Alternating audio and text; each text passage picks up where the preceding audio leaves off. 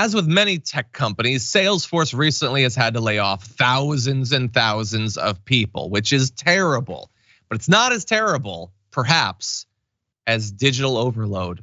If you're the CEO of a company like Salesforce, and it's too much with the apps and the social media and stuff. So, once you get done firing thousands of people, you need to take a bit of time off, and you take a digital detox trip to French Polynesia for 10 days. Well, you do if you're Marc Benioff, at least. So that's what he apparently did recently. Took 10 days off to get a little bit of time away from devices, as more than 8,000 workers at the company were laid off. And it actually gets worse than that, but let's start with the digital detox.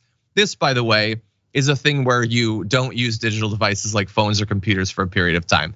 He says, we're so addicted to our devices, at least I am, it's very freeing to leave them all behind for a while.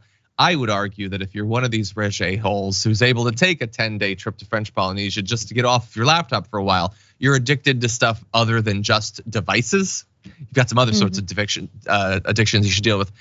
Anyway, just on January 4th of this year, he announced that Salesforce was planning to cut around 10% of its 84,000 strong workforce over the following weeks.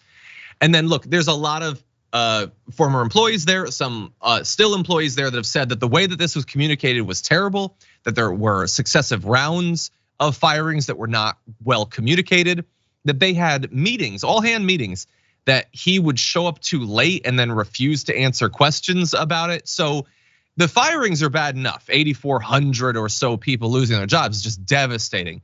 But to mishandle it so badly, and then I guess because of the stress of people asking you questions, to declare that you need time off of your devices, that is insult to injury. What do you think, Ana? Well, I think if you need a digital detox, just do the digital detox and shut up. Like, we don't need to hear about it. I love when people announce on digital platforms that they're gonna do a digital detox, as if like their every move needs to be reported to us because we care so much. Just shut up and go away, number one. Also, I mean, it's so incredible, and it's reflected in story after story that has like this similar corporate CEO focus, right? Which is, man, they are so disconnected from the rest of us, just so oblivious to how they come off to the vast majority of people.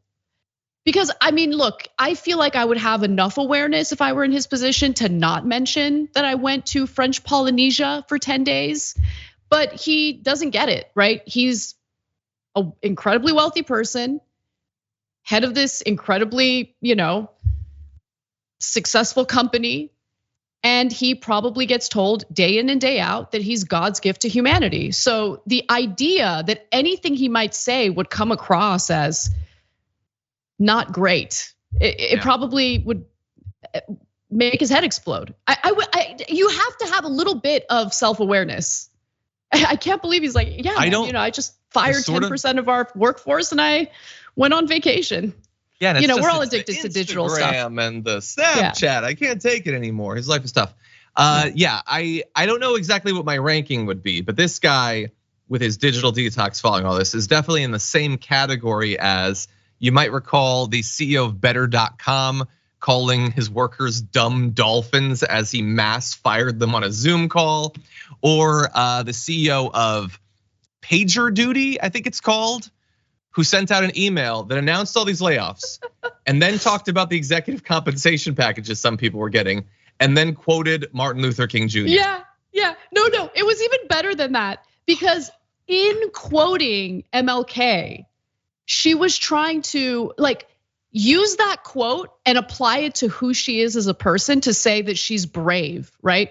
I had to make a difficult decision and I am brave. And it's like, no, bitch, sit down. Like, what are you doing? Yeah. Say, I had to make a difficult decision. I cut my pay in half to save 55 jobs or something. That's a difficult decision to make, I guess. No, I don't know what it is about CEOs, but they're all basically like Michael Scotts. They have no idea of how people interpret the things they say and do. Well, you got to remember, corporations they're not moral or amoral, right? Corporations function the way they're supposed to function in the United States, right? Unfettered crony capitalism where they have complete control of our lawmakers. They get away with everything.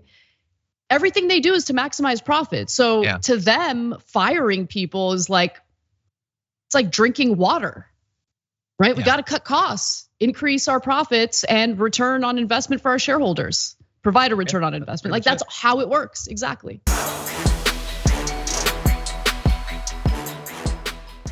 For more political news breakdowns, interviews, stories of activism, and me trying my hardest to care about the occasional big celebrity news story, subscribe to our YouTube channel at youtube.com/The Damage Report. And you can ring the bell wherever it is so you don't miss anything.